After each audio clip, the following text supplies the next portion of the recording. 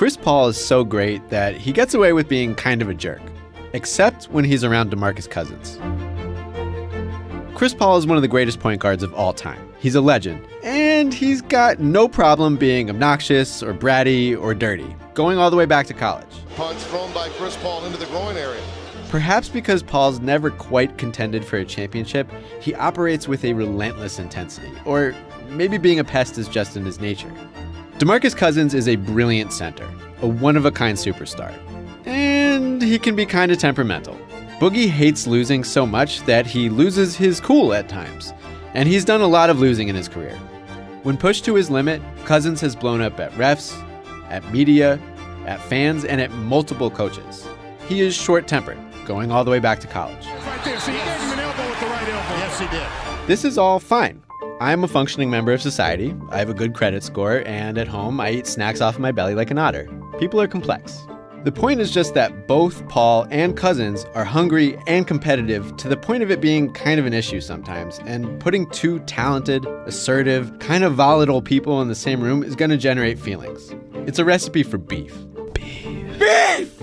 When the Kings drafted Cousins in 2010, Paul was in New Orleans, so the two players met infrequently enough that their perfectly opposed personalities didn't react. But in 2011, Paul joined the Clippers, in Sacramento's division, thus securing 4 meetings a year with a famously short-tempered youngster. In that season, Boggie mostly got into it with Blake Griffin. That's what Blake is going to say, because he's in L.A. where actors belong.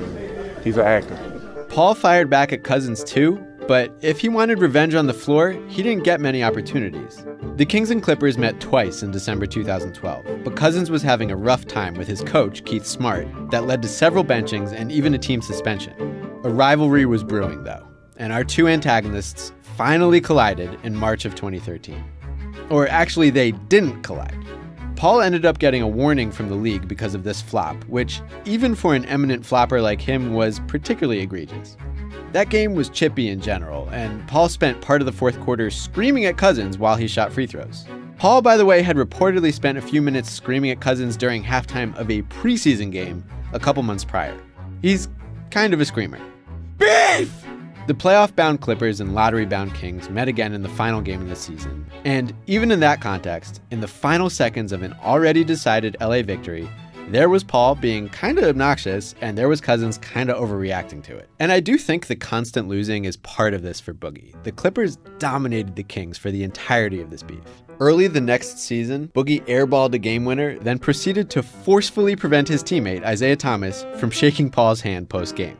That's not even the hand Isaiah was trying to shake. Paul responded to that with the level of condescension you'd expect, saying Cousins needed guidance, which, Paul may have had a point, but he's also Chris Paul. When he had his own flare-up with Andrew Bogut on Christmas, Cousins was watching, and he chimed in.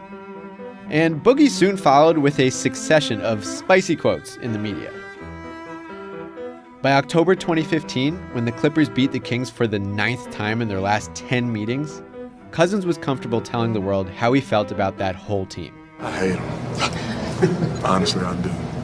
I think part of the issue is that Paul would never ease off of his annoying tendencies. Like in February 2016, when LA was up 18 with 2 minutes to go, and Paul went out of his way to steal a rebound from Boggie, that game was decided. It was over. But Paul was still scrapping, and when Cousins chucked the ball out of bounds off of him, he clearly put some extra heat on it.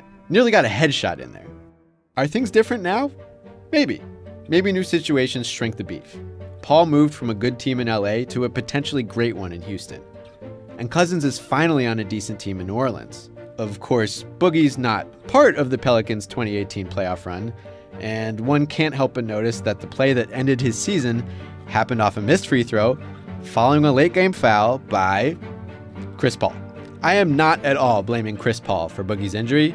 It's just kind of poetic. These are two guys who came into the league with reputations for being cranky, and who only became crankier. Chris Paul is hyper-competitive to the point of being an irritant, and he's spent much of his career on not quite great teams.